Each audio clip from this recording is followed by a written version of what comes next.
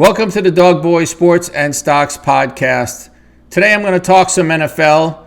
More specifically, I'm going to talk about the possibility of the NFL ever having a European division of teams permanently based in these countries in Europe. So one of the things that the NFL has been doing in the last few years is they've been increasing the amount of games that they've been holding in these countries overseas. And what they're trying to do is they're trying to increase their international fan base, and they're trying to grow the game overseas. And what they're trying to do really is get it to a point where they can get the game to grow so much overseas that there is so much interest that there will be demand for more teams over there permanently. Now, I've been told by somebody who I know that works in the NFL office that a 4-team European division is a real possibility for the NFL to have, to be announced as soon as 2028. So there is an increasing chance that this is going to happen. Now, the NFL has tried having a league in Europe before. They had a league called NFL Europe that was launched in 1991, and the league failed. It suffered massive losses, $400 million in losses, and it lasted 16 years. And one of the reasons was it was improperly managed. There were high stadium costs.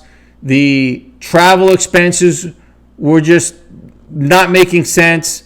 They couldn't sell enough tickets. They didn't have their own stadiums, so they had to rent stadiums out for high prices.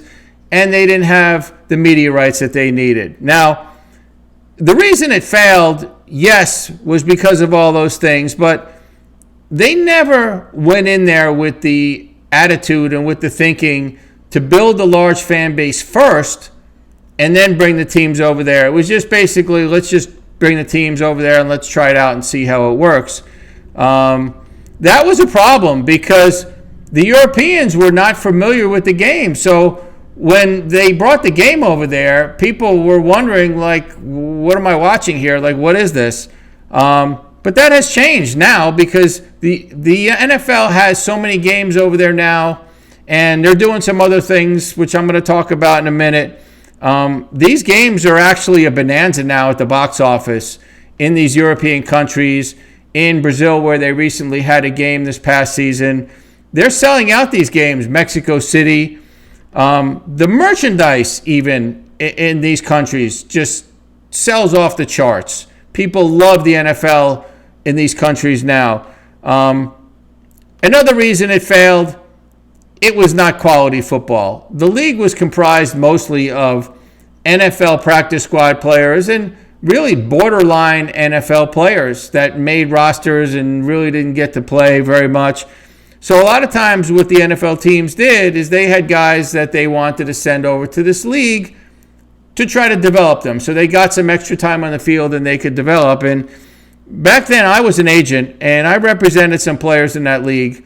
And there were a lot of problems in that league, managerial problems and just problems in general. And I'll just go over one or a couple of, the players didn't want to go over there to begin with. And it was hard for me to get players to go over there, and the teams wanted to send these players there. The league had agreements with certain manufacturers for equipment. For example, Riddell helmets.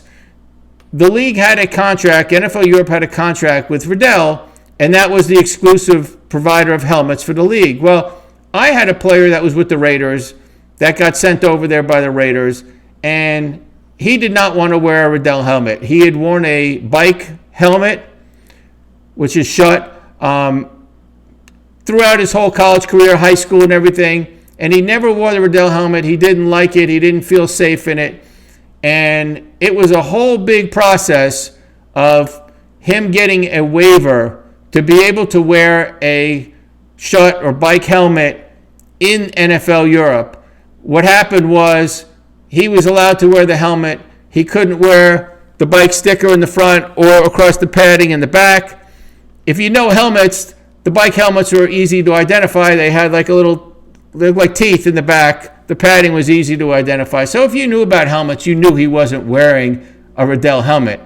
But that was for him for safety. He didn't want to wear the Riddell helmet. The same problem was with footwear and gloves.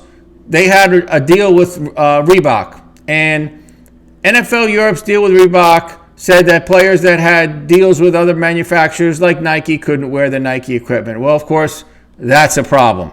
So you had to get waivers for players wearing Nike stuff. What they had to do is they had to wear, they could wear their Nike gloves, but they had to take a razor blade and cut off the Nike logo off each glove that they wore. And if they had it on the strap, they had to cover it up with a marker or tape. And the same thing with shoes. They had to spat. Spat means they had to cover up the logo. They had to spat their shoes all the time. So it was just a real problem, and it got to the point where a lot of players didn't want to go over there for those reasons. Now, there were other reasons that players didn't want to go over there. The practice facilities were garbage. The players hated them. The fields that they practiced on were not safe. They were like high school fields, and they were soccer fields, and they were not safe. Travel was bad. The training, I got complaints about the training staffs as far as them treating injuries and things like that. It just wasn't a good situation, and players didn't like going over there. Now, I did go over there for a couple games. I had a player in Amsterdam, and I had this one player with the Raiders that played in Barcelona. And the players did like being over there socially. They did like the social life over there. The single guys, in particular, loved being in Barcelona. I couldn't see how you couldn't get any single guys to go play in Spain. I mean, that would be easy probably. But there was just a lot of issues with the league, and I think the league has learned from that. Now, I believe in today's day that the NFL teams in Europe could be successful. And here's a few reasons why. The game now is so much more popular overseas, and the NFL has expanded the fan base. They have something called the Global Markets Program, which gives the franchises the ability to market themselves in countries like Brazil, France, Japan, some of these smaller countries like Austria. The league has also been ramping up these games, like I mentioned, in these countries. It's gotten to a point where a lot of these fans overseas really look forward to these NFL games. Now, I think, like I said, I think the NFL has learned from some of these mistakes they've made in the past just by taking a more long-term and methodical approach to growing the game around the world. And they're doing this by not just having these games, these NFL games in these places like Mexico City and in Europe.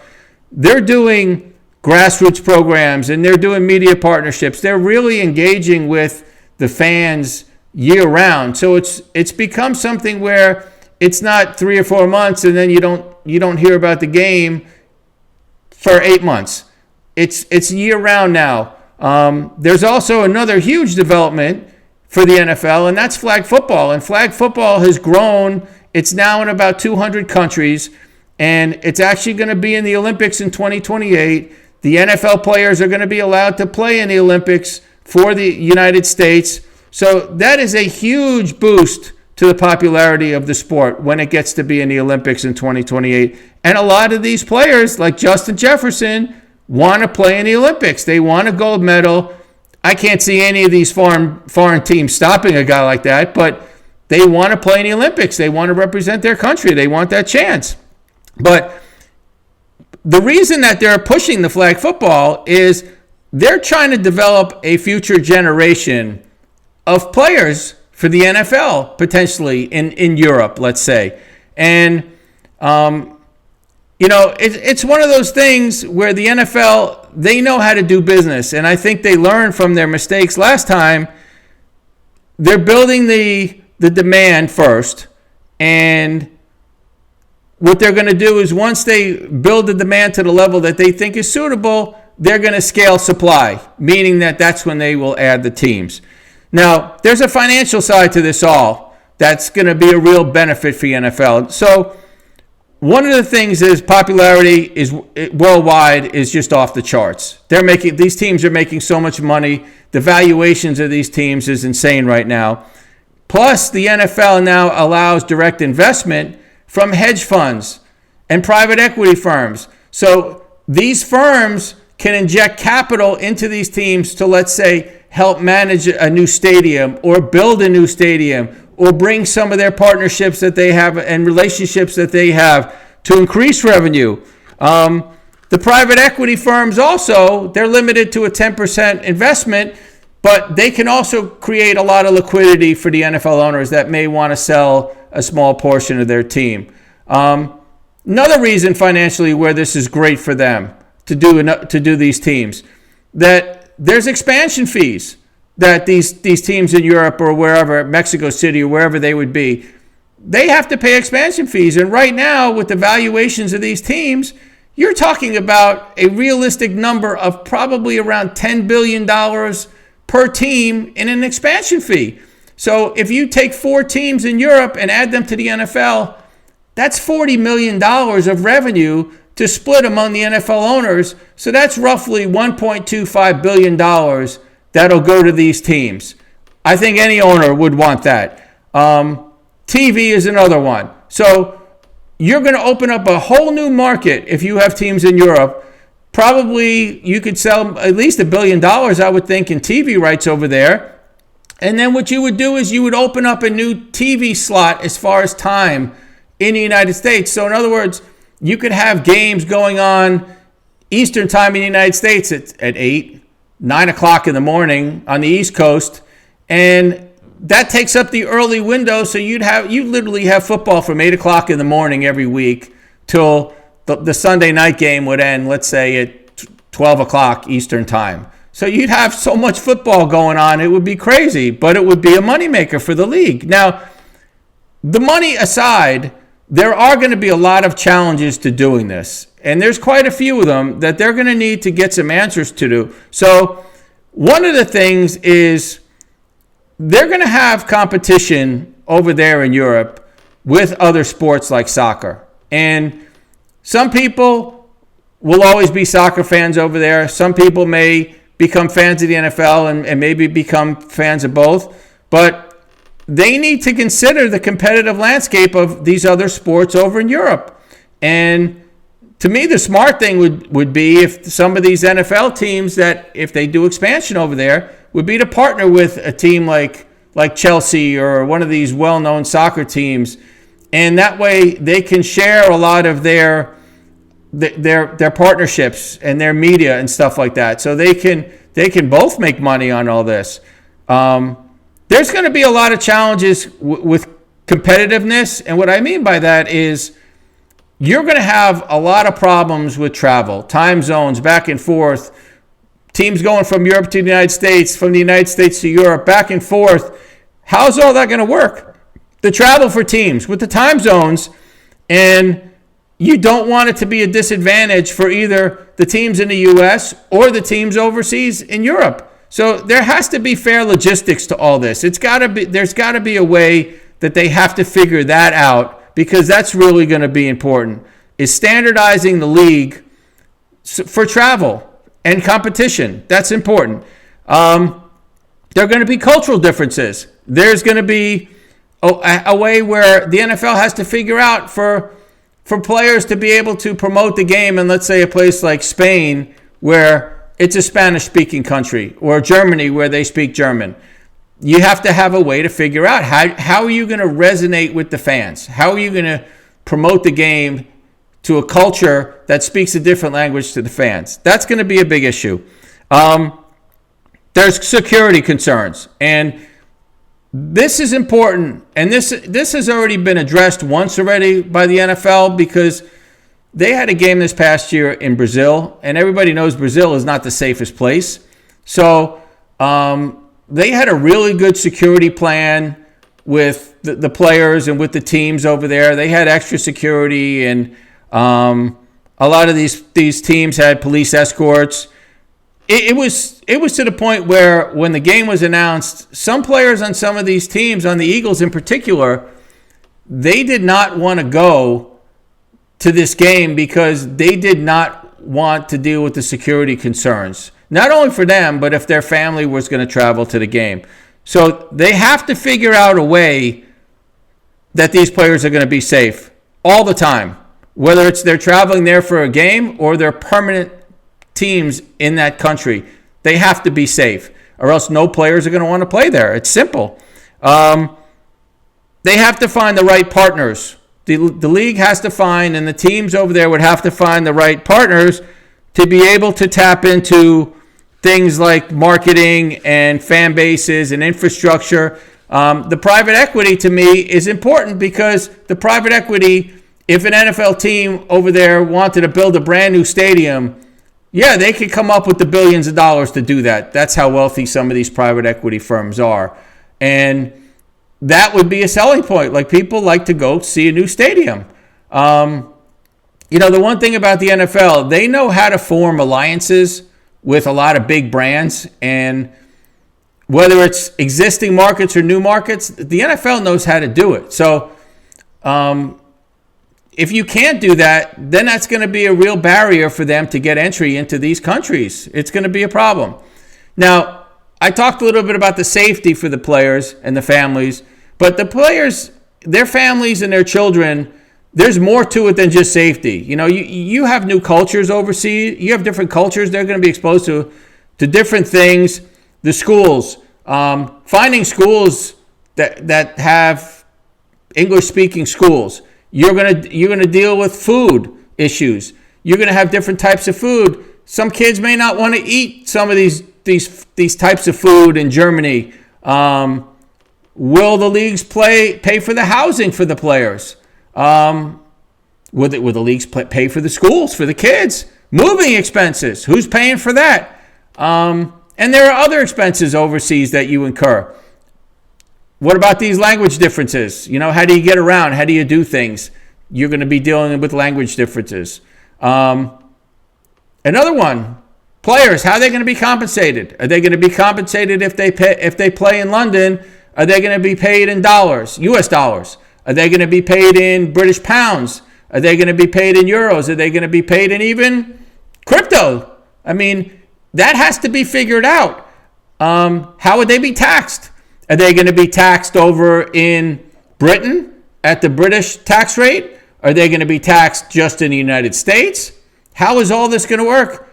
God forbid they be taxed twice. That wouldn't work. So these are issues financially where this has been going on in North America for a while with the NHL, the NBA, Major League Baseball. When players are free agents, what teams do I go to? Do I go to a team that's in Canada where the taxes are higher, the living expenses are higher, and I'm paid in Canadian dollars, which is weaker against the US dollar?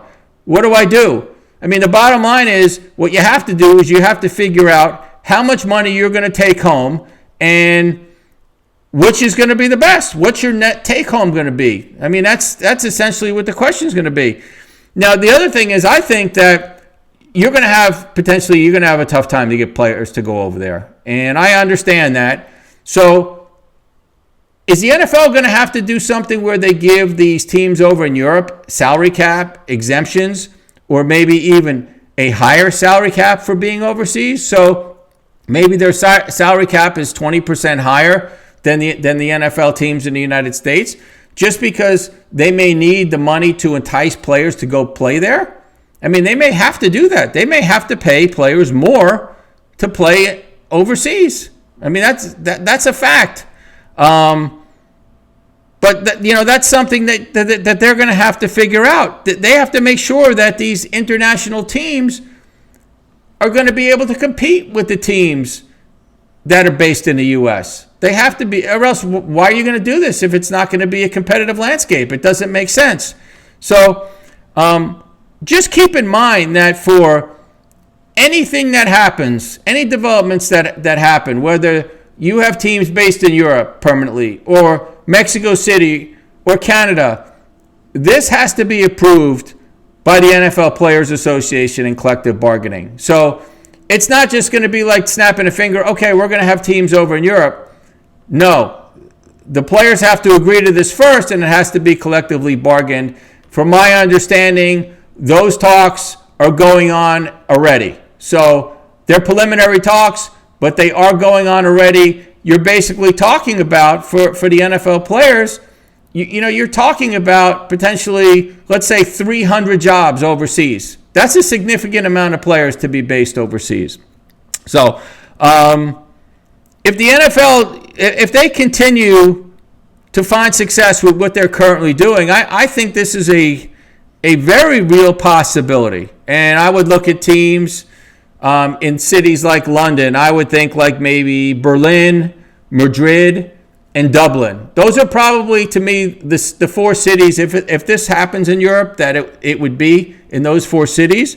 And I also think it's going to be real important that the NFL, and this is partially through the Flag Football Initiative, that the NFL has the ability to develop players overseas that can potentially play for these teams so they become the faces of the teams and the faces of European NFL football. And it's not only going to be the star players on these teams that come and play, let's say, like a Justin Jefferson or a Justin Herbert that come from the United States and play over there. Yeah, people are going to want to go see them. But these teams need their own star players that are there for every single game for their cities and their teams to watch. So they have to market this the right way for this to work. And that to me is really important, to be able to develop players potentially that are foreign-born players. So I'm going to make one other prediction before I end it here. I'm going to predict that within the next 10 years, with the growth of the game overseas, in the next 10 years, you're going to see a Super Bowl being held in one of these overseas cities. Let's say like London or Madrid or Berlin. I mean, I could see a private equity firm partnering, or a Middle Eastern firm or Middle Eastern nation buying a team over there with endless amounts of money and building some ridiculous stadium. You know, somebody from Dubai building the most ridiculous potentially stadium in the world, and the NFL holding a Super Bowl there. I mean, I really believe that's possible in the next 10 years. So we'll see what happens. I hope you enjoyed this episode of the Dog Boy Sports and Stocks podcast, and I'll see you next time.